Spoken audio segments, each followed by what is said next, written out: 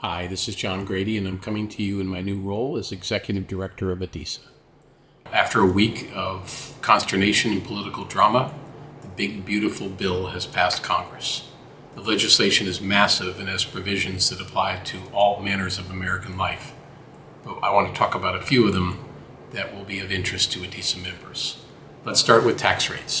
For individuals, the 2017 tax rates will become permanent, subject to some minor inflation adjustments. Also, the SALT cap enacted in 2017, which was set at $10,000, will be moved to $40,000 for the next 5 years. However, that number is subject to a phase down for adjusted gross incomes in excess of $500,000. Interestingly, Congress did not go after the pass-through entity approaches that various states permitted as a way of working around the cap for their residents. Turning to things that are more business-focused, we start with opportunity zones. The good news is that program has been made permanent.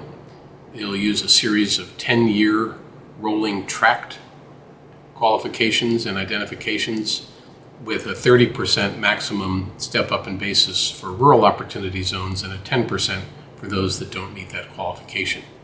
I will say that the qualification criteria for becoming an eligible tract is moving to a combination of either income or poverty line and income criteria.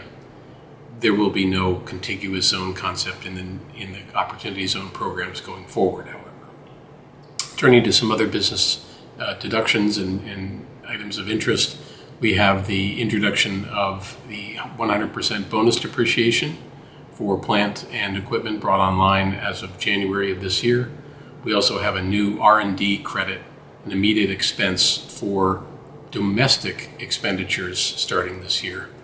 And finally, the 179 deduction has been moved to $2.5 million, although it begin to phase down with equipment that costs more than $4 million. Finally, when we turn to energy, there's a lot of change in the bill, and much of it affects the clean energy industry.